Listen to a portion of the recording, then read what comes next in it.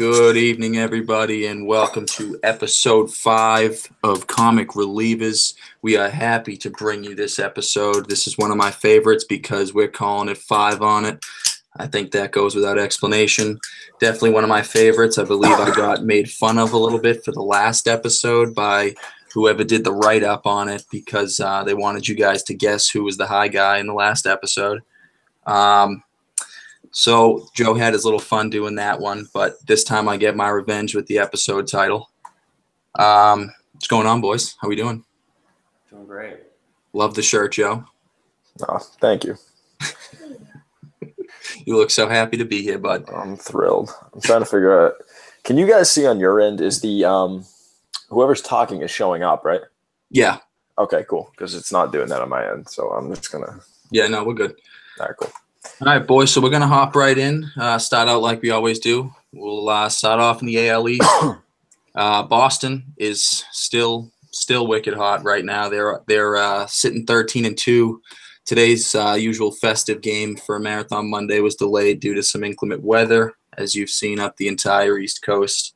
But they're still sitting up at top of the division right now. The Yankees are still sitting at 500, 7-7. Toronto's ahead of them in the standings. And the bottom half, Baltimore and Tampa Bay, still don't seem like much of a factor.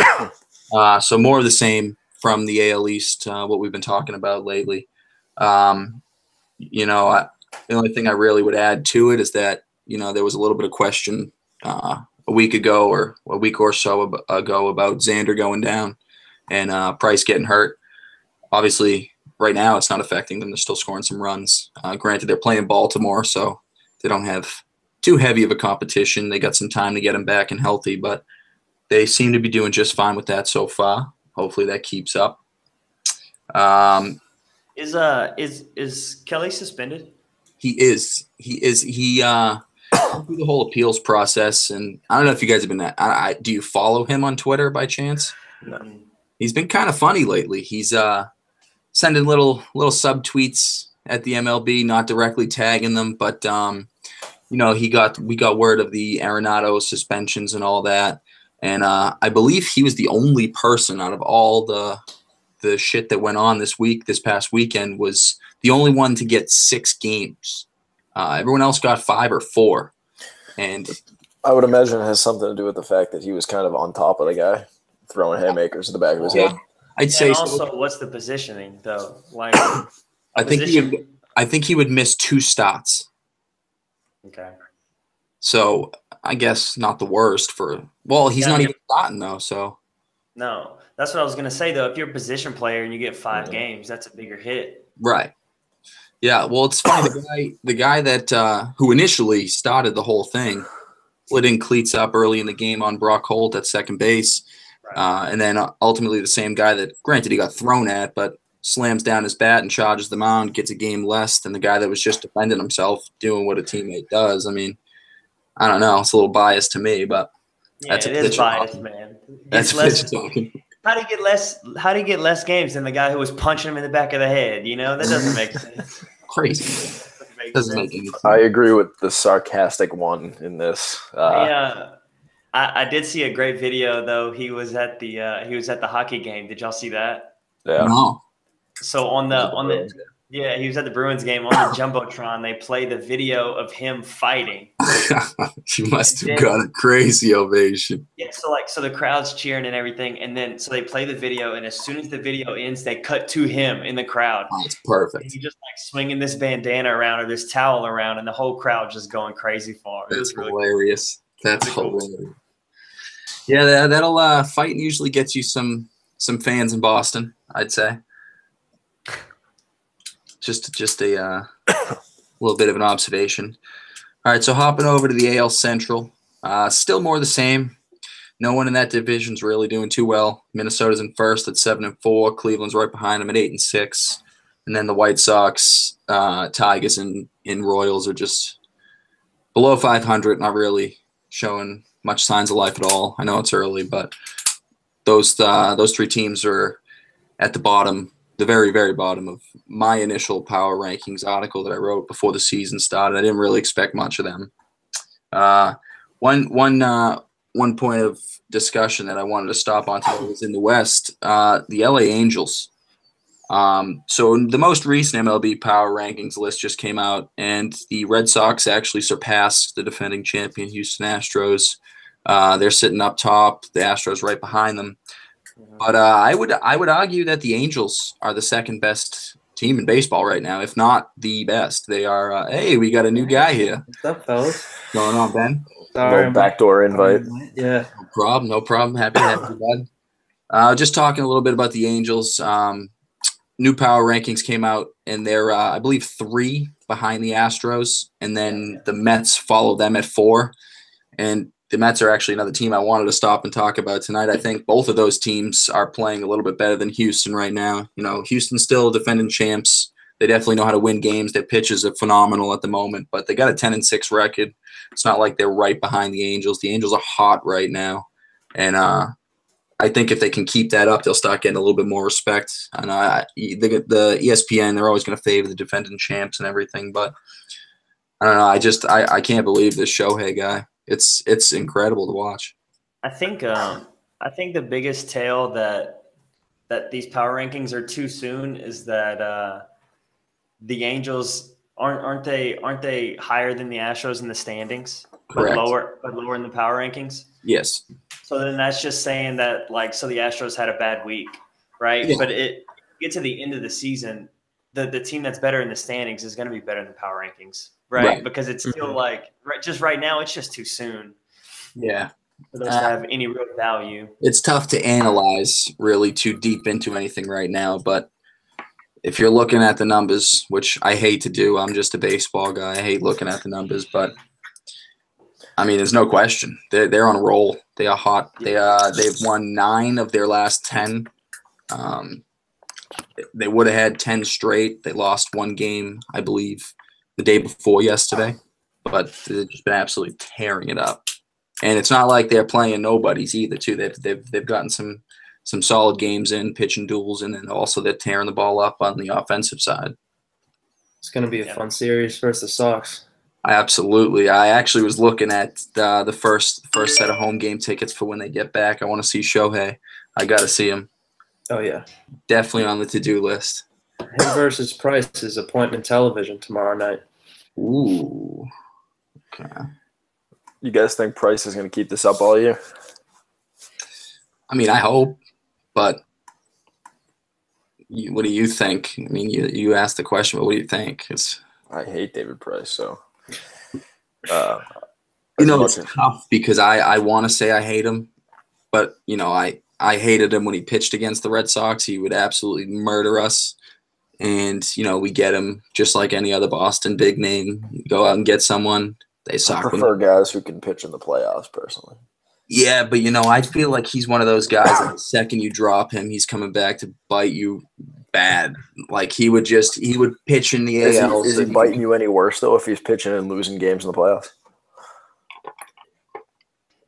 I think he pitched well in the playoffs last year. He did. I mean, he didn't start, but yeah, that's actually kind of how he emerged out of that bullpen role. But he's back. You want to put him in the bullpen, fine, but he's not a playoff starter. Okay, if that's what you say, though, who do you start over him? Who they got? Who's the rotation right now, minus him? So he's not back yet, but you got to figure Pomerantz will be back in there soon. Yep. So now you got a kind of a 6 guy, 7 really. You got Sale, Porcello, Price, Pomerantz when he gets back, Erod, Brian Johnson, Velasquez. Yeah, I mean you got to throw him in there. He's been lights out from the bullpen and as a starter. I would want to see Brian Johnson. I don't know. You want to see Chris Sale as many times as you can, as many times as you can throw. So yeah, that's what Bregman said. Yeah. Bregman wants Sale to throw every game. Yeah, he should. Bregman's a cocky bastard, but he's something, man. He's one of those players you hate to play against, but if he's on your team, you'd say a little extra when you're talking shit because he's right over your shoulder. Oh, yeah. No, the Bregman and Sale thing, just for background information for anyone else who doesn't know the story.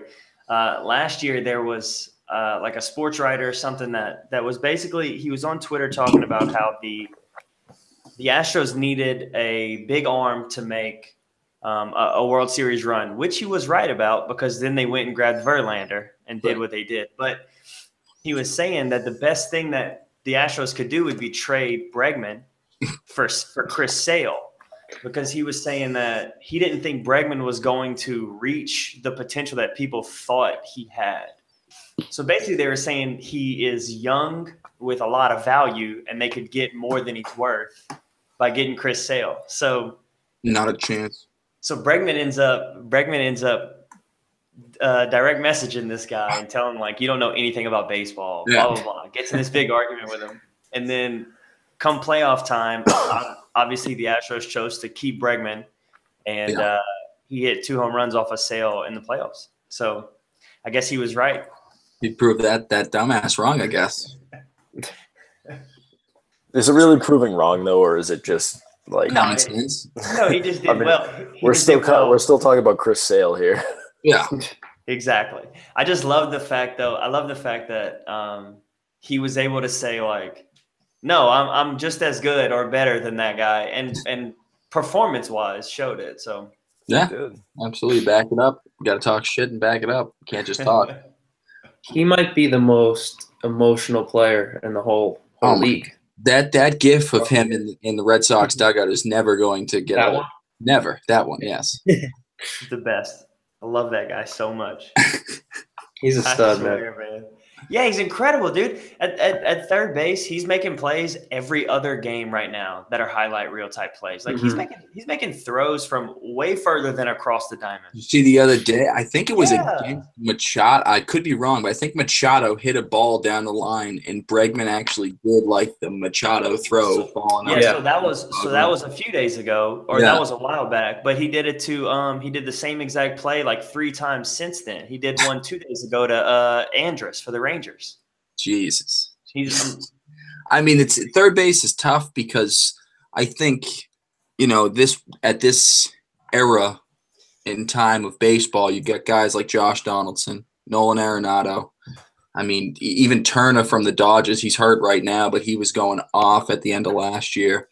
Guy like Bregman, he's just too young to get the recognition that he might deserve right now. I think it'll come in time for sure if he keeps it up, but can't really overlook a guy that plays like that. If he keeps hitting walk-offs in the World Series. Yeah, that'll definitely help his cause. Definitely help him out. If anyone's never seen the play, I'll throw one back real quick and then we can move on. If you've never seen the play, look up the play that he made his last year in college in Omaha. It was a ball straight up the middle. He was still a shortstop. He's running. He catches it like in the grass behind second base. Spin throw while running towards right field. Spins, throws, hits the first baseman in the chest, and just pimps it. He runs all the way to the right fielder. Just pimps it. It's the coolest. It's the greatest. All right, guys. So we're gonna hop over to the National League before I forget what I was going with the whole topic of the Angels. Team in a familiar spot is the New York Mets, sitting at 12-2, and they are also winners of 9 of their last 10. And I wanted to stop on them just because, they made a couple moves over the offseason to make themselves competitive, but I did not think they'd be anywhere near the top of this division. You guys made fun of me a bit when I said that the Phillies would make some noise this year. They're sitting in second. I know it's early, Joe. I know it's early. But a team like Washington, who was supposed to run away with this division, is not even over 500. They're sitting at 7-9. I mean, you got Bryce Harper. He's going to help you win some games, but it seems like if Gio Gonzalez or Scherzer isn't pitching, they don't got it right now. I'll tell you what, if Syndergaard is on the hill, that team will win every time. Any game. That guy is disgusting. If you are a betting man, you go on Bovada, and any night that Syndergaard's pitching, you take it. You take it. He threw a changeup the other night that was, I think, 89. It probably moved a foot and a half easily. His 97 has arm side run. The laws of physics, the ball should be moving too fast right? There shouldn't be enough seconds for it to be able to move. His RPMs have to be ridiculous. Like I don't get it. He doesn't make sense. So that video of Syndergaard's 97 with run, it went viral. And I don't know if you guys saw, I tweeted a picture of Thames afterwards. He just bent over. He's like, oh, hey, Jesus. I actually made the same mistake. I was like, man, I love to see this guy's reaction. I thought he just threw away all like body language etiquette. Turns out, no, he hurt himself. Yeah. He was bent over in pain. He like hurt his hip or something. So now I haven't picked up a bat, and it's been at least a year and a half, maybe the last time I played over summer and got a couple swings in. As a right-handed hitter, I know the guy has control of everything, but what the fuck do you do if you see 97 coming in on your hands like that? Drop the bat and you go back to the dugout. Yeah, you shut your eyes and you just pray for the best. Don't get hit.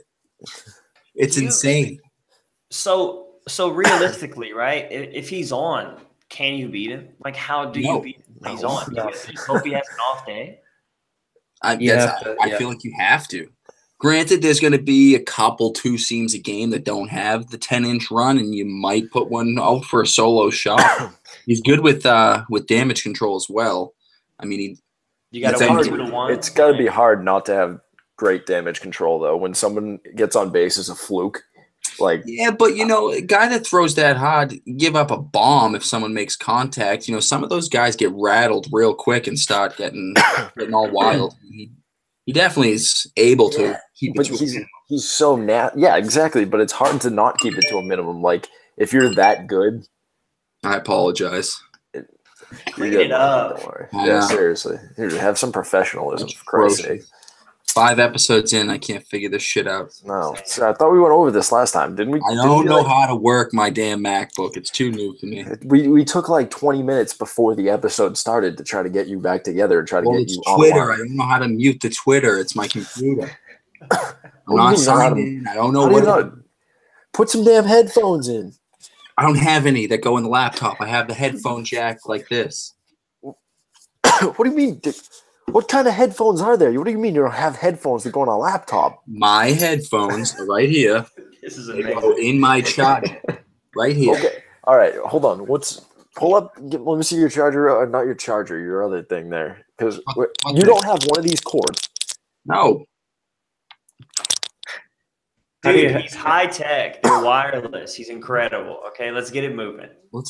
Jesus, Joe. Jeez. He's living in 3018.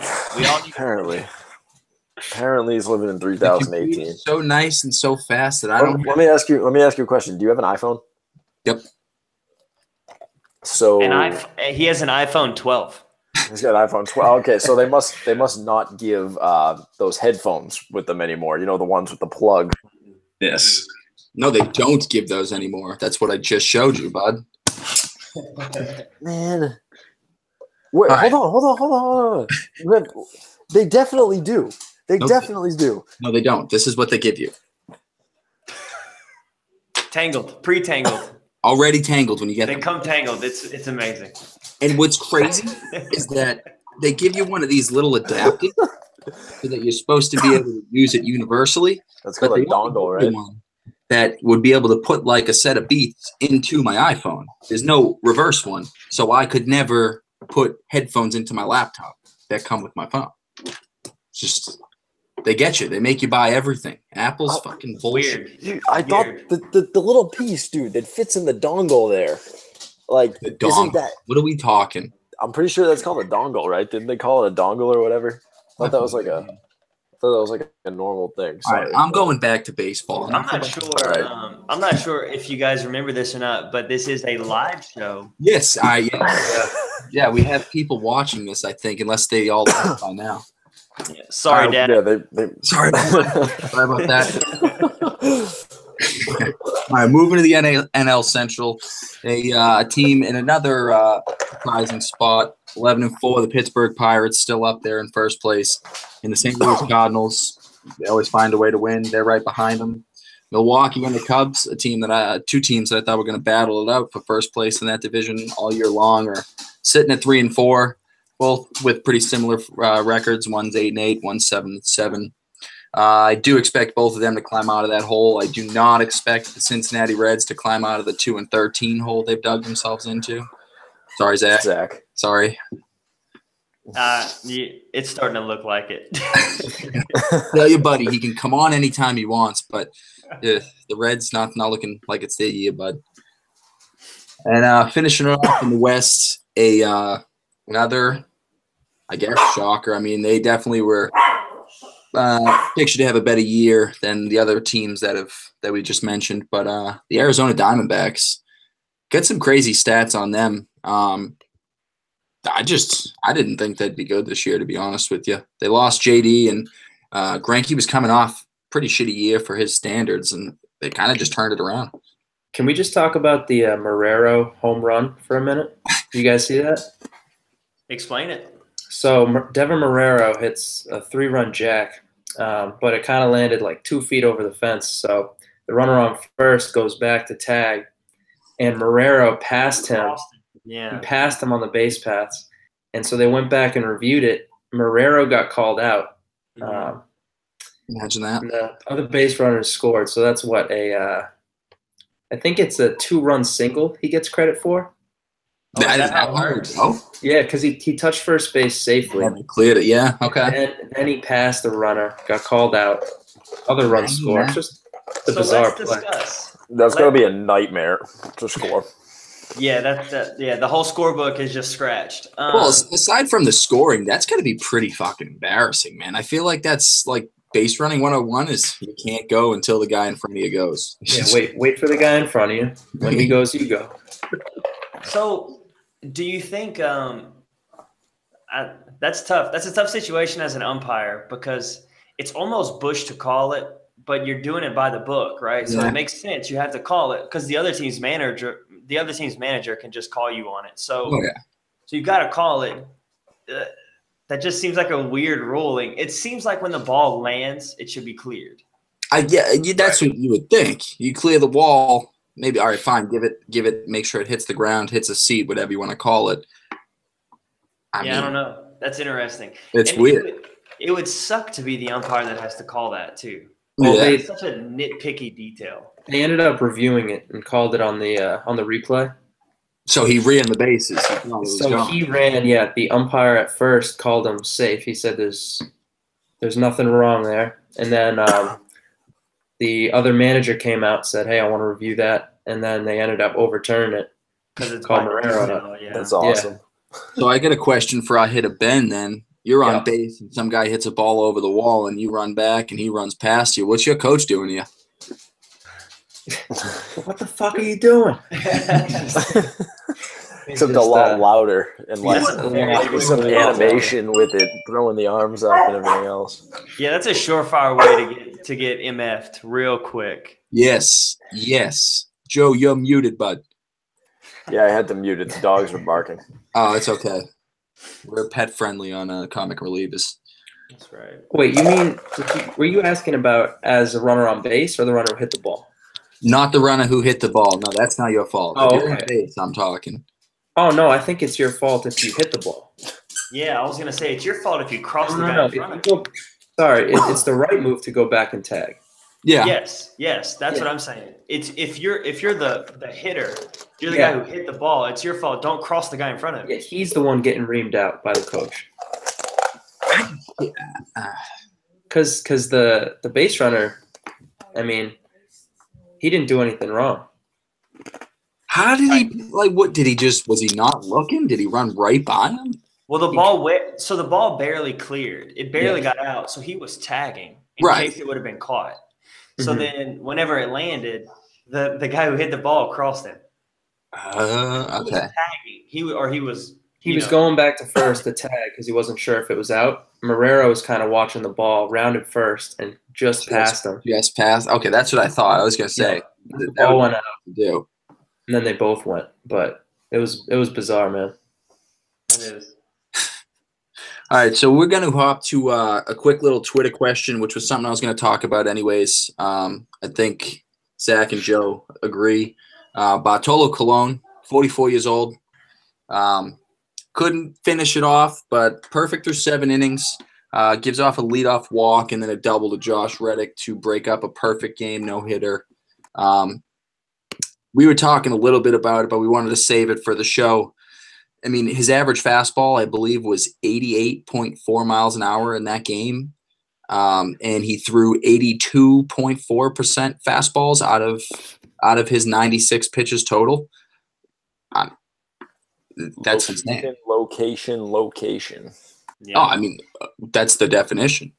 The thing about Bartolo that I find amazing is that I don't know if he was the top in the league, but I know that he's in the top 3 or 5, but in percentages of pitches that are fastballs. So I think he may be number 1 in the league almost every year, but he throws almost exclusively fastballs. Right. But he does not throw hard, and he still hits people. So it doesn't happen. I was watching a couple of the highlights from that game, and he throws his little, 85 to 89, maybe 90 two-seamer, and it doesn't got crazy run. It's just got a nice tight break, and he can spot it up. But, that little bit of percentage that he is dropping in that changeup that's breaking down and into a righty, it's just not fair. Because, it's still – this fastball's coming in slow, but the changeup's coming in, I think, around 70 miles an hour. That's bananas. Yeah, he's just got so much feel when it comes to pitching. I don't understand it. And he could throw harder. He could. He doesn't on purpose. That's the way he's able to go 9 because he's older and clearly not in the best shape he's ever been in. Well, that kind of is my next question. I mean, you would think a guy like that who's so perfect with his controls, only throwing an 85, 89 mile an hour fastball, how do his mechanics work? His belly hangs over and he kind of just falls to the plate. I mean, I'm not talking shit. He's done it for almost 20 years, and obviously he knows how to pitch. But I just can't physically understand how it works for him. I'll tell you, like a coach told me one time, I asked him, I was like, that guy is smaller than I am. How does he have 5 miles an hour on me? And he said, okay, here's how it works. It says whenever a sperm meets an egg, right? But that's basically it, man. Like for some guys, you just have, you have a higher floor of what your velocity is going to sit at. He can chill. He's, I'm sure everything inside his shoulder and everything is real, it's probably he's definitely a phenomenal arm care program. Yeah. He would fall apart if not. Right. So the things that he needs to be strong in, he's strong in, and he's able to just ease in an 89 mile an hour fastball without much effort, and it works for him, man. He's so good at it. So when and if he ever does retire, is he a first ballot Hall of Famer? Well, he's a PEDs guy, right? Yeah, back in the day, I think he was. So that brings us kind of to our topic on the last show, which you weren't able to be a part of, Ben. But we had a Twitter question that kind of talked about, was it the Japan League? Yeah, something like that. So they used like a two-part system for their Hall of Fame, where one is like stat-based and one is like voting in. Yeah. So we were asked if I believe that was Harrison that threw that at us. We were asked if the MLB were to adopt that, would you see the one that's fan voted be basically a wall of shame of all PEDs?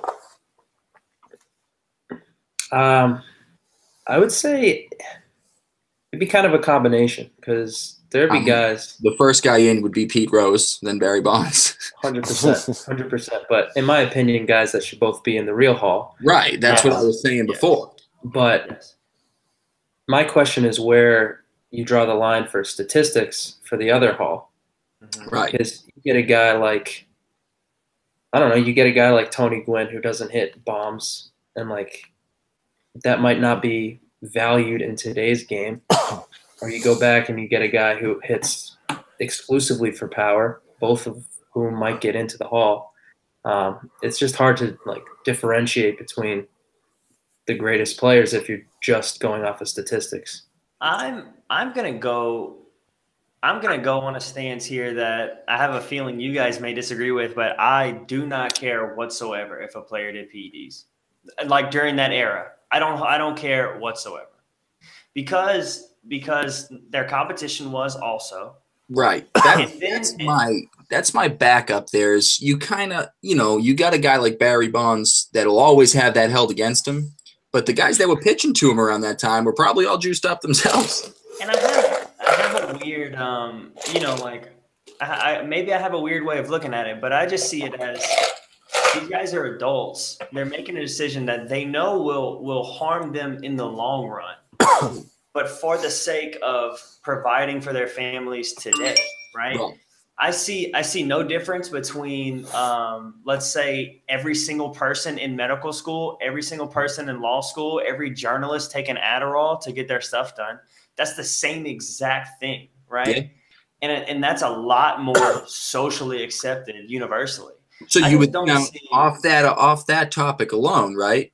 Now you got a guy like Chris Davis who tries, I don't know if he was doing anything else with it, but basically failed a drug test for taking Adderall to kind of maybe, boost his focus instead of using a PED, and he gets suspended. A PED. That is a PED though. It's a performance enhancing drug. Right.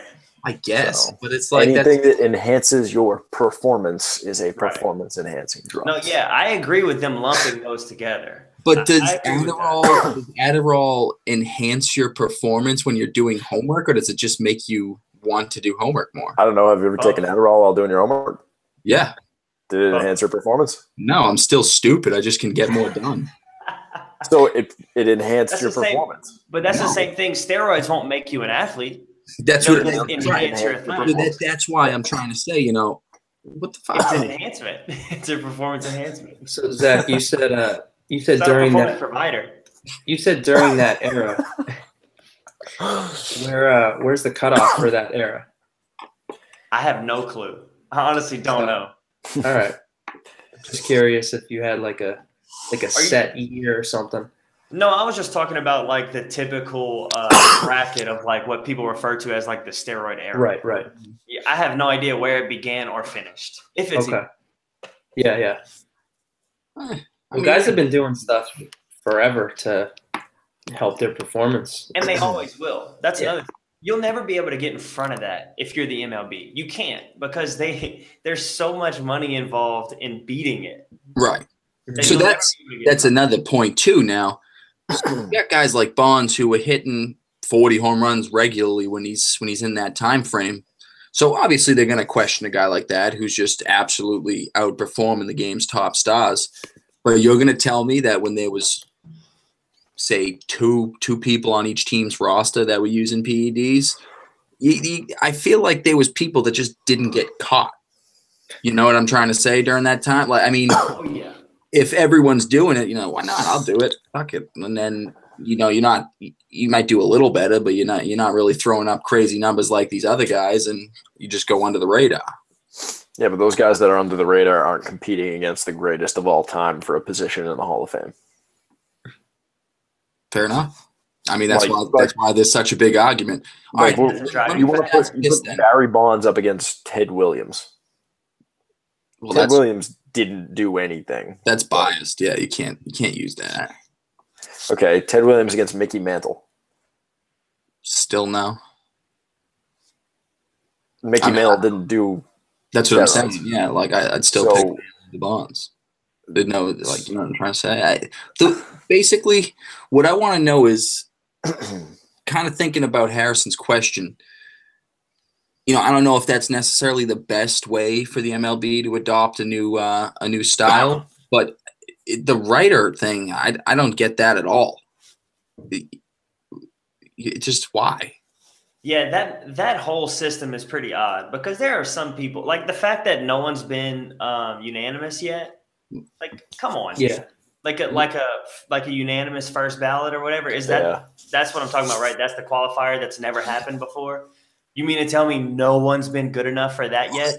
And that's probably some asshole sitting there, from, you say it's a guy from Chicago, for example. He's a Cub, and it's a White Sox writer. That's just some dickhead being like, no, fuck this guy next year. Like, that's why it needs to be stats. Yes, I agree. Stats are the only way to do it, because stats are not torqueable. You cannot twist them. You cannot change them. Stats also they also don't show everything in a player.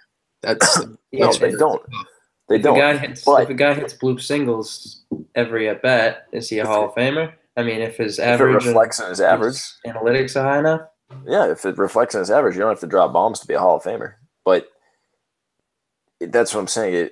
You can. I mean, there's some great guys in the game that you would vote into your Hall of Fame that shouldn't statistically be in the Hall of Fame. We've all got some. Who will be the first one? Who, a great guy that should be in the Hall of Fame that's not? No. The first, first ballot unanimous vote. Do you think it'll? I mean, like Trout. You think Trout? You think it's going to take that long? I mean, they're not going to change it up now if it's been this way for so long. I feel like it's going to be the next generation of That's what I'm saying. It's going to be the next generation of sports writers if it continues that way, which means that it would be Trout, in my opinion. What about Mariano Rivera? That's tough because nobody's ever done it in that aspect either. He's just so far out. You know what? Somebody will use the excuse that he's a closer, though. Okay, but he's the best ever. Listen, I'm not disagreeing with you. But you know how hard that is for me to admit, but he's the best closer ever. Yes. So, but that's exactly what I'm saying. Somebody will say, "Oh, well, he was just a closer, so he should be a second ballot Hall of Famer. He didn't play outfield while hitting at the same time." Like, all right, but in that, if you want to get deep into it like that, he made his living and accomplished what he did off of one pitch. No, I agree. But I'm telling you what people will do. I'm telling you what sports writers will do. They will say he was only to discredit. He was only exactly. Like I'll throw out a statistic. Craig Kimbrell has a higher save conversion rate than he does for his career. Ooh. So the guy could be like, "Oh, some numbers guys sitting there going, look at this." Yeah, look at that." The way I see it is somebody who looks at a player that they're looking to be a first ballot Hall of Famer unanimously. I'm looking for a player who has literally like the most difficult thing to find wrong with this game. And I see Mike Trout because he does everything. Yeah, right? But I mean, and he does it above average. I feel like, you may be right of when it actually will happen that we see a first ballot guy unanimous, but I think that there's easily people that are in the Hall of Fame now and definitely people that will be getting in soon that definitely qualify for a unanimous vote, but it just won't ever happen because of the way it's set up to get in. I agree. That's why I put Junior. Yeah, that's the reason I say Trout is because he's doing so much on both sides of the ball, five aspects of the game. I just think it's so tough to say. I mean, God forbid, for the sake of baseball, not even just me being a fan, but I hope nothing ever happens to Mike Trout injury-wise. But I mean, you can't say now that he's going to be the first ever. That's my pick for him. I mean, we got to include guys in the game now. Yeah. And he is a Hall of Famer. Like, that's just that. Numbers-wise, yes, but what if he never wins the World Series? What if he starts to fall a little downhill?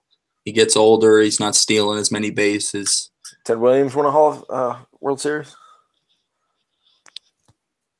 Don't know. Wasn't unanimous. Yeah. No. Well, that's what I'm saying. You don't need to win a World Series necessarily to do it. Well, what we're saying is, we're saying the first unanimous one. Right. That's what I'm trying to say. Yeah, I know. And you can try to poke holes in all of it, and that will be the only hole, probably. I just hate that has become a thing. The whole ring thing. No. Well, that also, but that's a different topic. What I was gonna say is I hate how it's become like the elephant in the room of that. The unanimous first ballot has never happened, so now it's going to be this gigantic moment, this crazy thing whenever it does ever happen, and no one's going to want to do it. Yeah. I mean, I don't think that it's going to be even as significant to many people if it does happen with the next generation of writers, if they do keep that style, just because, all the people that grew up watching all these great plays have never seen it. We're different. We're all players, former players, whatever you want to call it.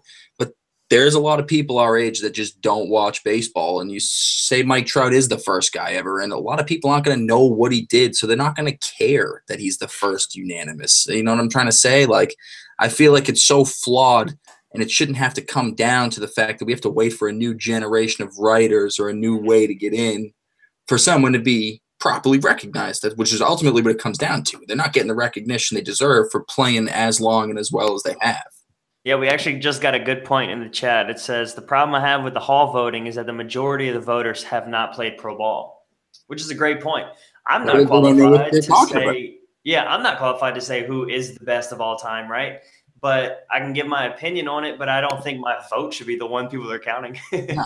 And I mean, I get what they're trying to say is these writers are the people that have to physically watch these baseball games to do their job, so they're seeing it every night. But if you're a writer, you're not going to the game to watch it. You're going to see like what's the top points that you can touch on in your article for the following morning. I mean, I don't care what anyone says. I'm sure over time of doing that, you learn the game, you pick up on things. But you guys know, like, I'm not trying to brag by saying it, but if you don't play the game at a high level, what does your opinion really mean?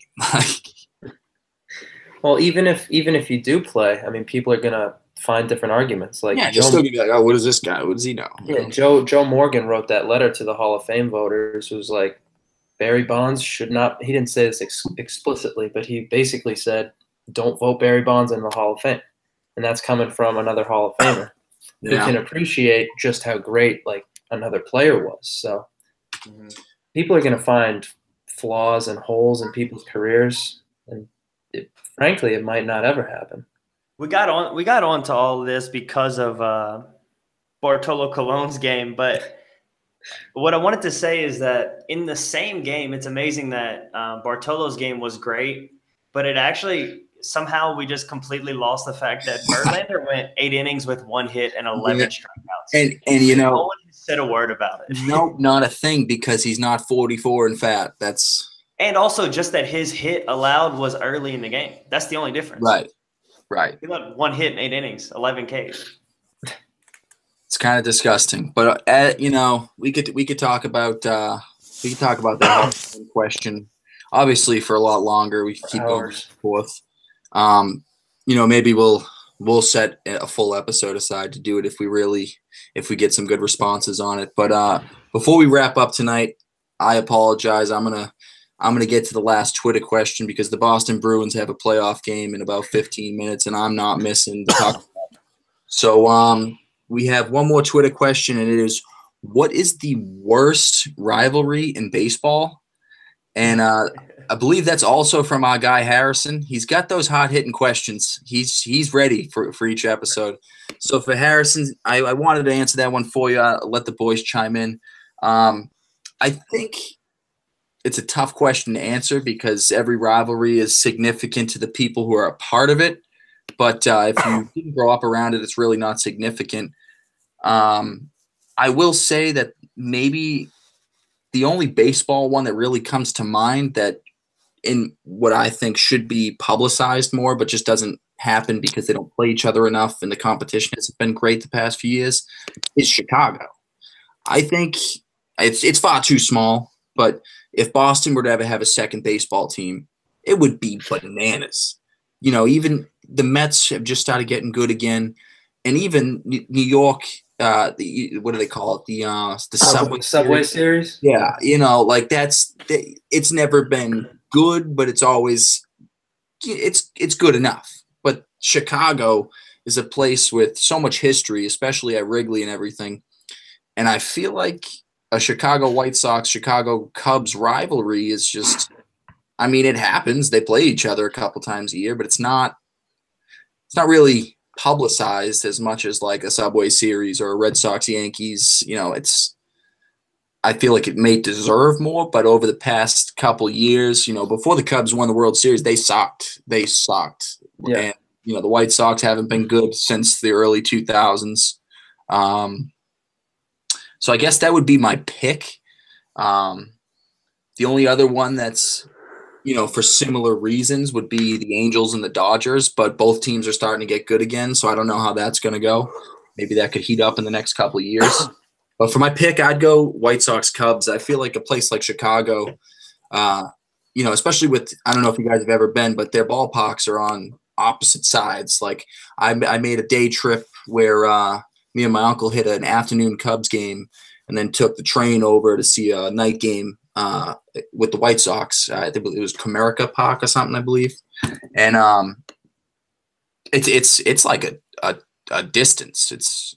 Between the train and the cabs that we had to take. I think it took us an hour and a half to get back and forth between both. So it's not too clustered. There's no reason why it couldn't happen. I feel like that could be like a statewide rivalry that could be made into a big thing. And I know they don't play each other that much. It's an AL and NL thing, but to answer that question, that's really what I got for you, Harrison. That's a short answer. The short answer, bud? So that was your short answer to the question. I just had to get all my stuff off my chest, bud. That's also a tough question because you also have the possibility that there's just a rivalry that just sucks too bad that we've never heard about it. Right. Because I think the question may have been the least entertaining rivalry. So there may have just been like one franchise just like, yeah, we really don't like whatever franchise, but we don't really know why. Yeah. And maybe I just never heard about it. I don't know. Like I said, I think it's just weird if you don't grow up around it. Like obviously the Red Sox and Yankees are pretty historic, but if you don't grow up in New York, do you care about the Subway Series? Do you? I don't know. That's just a question. I don't know. You don't really care about any rivalries that are outside of your own area. Right. That's what I'm trying to say. So I think it's all relative. There might be a better answer to this question that I just don't know. Yep. Well, before we wrap up, we got to make sure that the code goes out. So the code is going to be 25% off, and I think it's comic relievers, one word. So you think, or it is? No, I'm pretty sure. Okay. Just go try it. Roll the dice with it. Yeah. Try it. If it doesn't work, tweet one of them. Yeah. All right. So you heard it here, guys. We're doing another discount at WTP store. Check out all the baseball stuff. Like I said last time, I have just now got the Joe Kelly shirt shipped my way. Check it out. There's a lot of other great things. We got baseball movie shirts. We got some Showtime. Whatever you're in the mood for, check it out. There's a ton of good stuff. I just got a care package sent my way. And you get these discount codes only exclusively in our Comic Relievers episode. So take advantage of it. You're only helping us out. We appreciate everything. We really do. You guys are you're keeping us alive, but we really like doing the show and we want to keep being able to bring it to you. So just take a peek. You never know. Might find something you like. It definitely looks good on you. Yes, Mikey. That's my sales pitch to you. Like I said, for anyone out there who enjoys saving money and looking good, if you like either of those things or both of those at the same time, I think you'll like this promo code. All right, guys, you heard it. We got the discount code out. We did episode 5. We got 5 on it. Oh, we also went like 25, 30 minutes over. Like 30 minutes over what we were supposed to. But it's okay. Well, maybe if you guys hadn't just discussed headphones for 15 minutes, we would have been cleared. Next episode, Mikey will have fixed his notification problem. I'm gonna try and fix the notification problem. I'm gonna buy the kid headphones and send them to him. Yeah, put it in the care package with my shirts. That hasn't sent out yet. Yeah, we'll see that. It's on its way now, guys. Both of them are on their way now. All right, boys. Thank you all. I appreciate it. Let's do this again. We're going to be trying to drop 3 episodes a week now, everyone. I had to cancel yesterday because I was just flat out too hungover. I'm going to take blame for that one.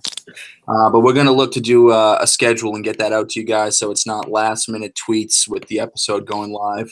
So stay up to date on Twitter. We're going to work on getting that schedule out, and we're looking to do definitely 2, if not 3 episodes a week. We're starting to get some good feedback on this, and we want to keep it going. So as always, follow us on Twitter if you haven't already. Send in your questions for us to answer on the show. we love interacting with you guys, especially on Twitter. It's very easy for us to get a hold of exactly what you guys want to hear us talk about, and it's a good way for you to get us to talk about what you want to hear about. Great group of guys. We're going to have some guests coming in lately too, next couple episodes as well. And I believe, Joe, is that softball episode in the works? Oh, yeah, we're going to have a softball episode. We're going to have we might have a couple, actually. We got some good softball guests lined up. We're going to have to mix those up a little bit because they're two good guests. we got softballers, former MLB guys, current MLB guys. We got a pretty good lineup coming. All right. You guys heard it here. We're just keeping the local guys on until we think you're all ready to see the good guests. Then I'll get booted. No, we need a hitter to make fun of. Oh, yeah. Yeah. All right, boys. I'm going to watch the Bruins game. Puck drops in 9 minutes. Go Thank Bees. you, everyone. I appreciate it. And we'll see you next time.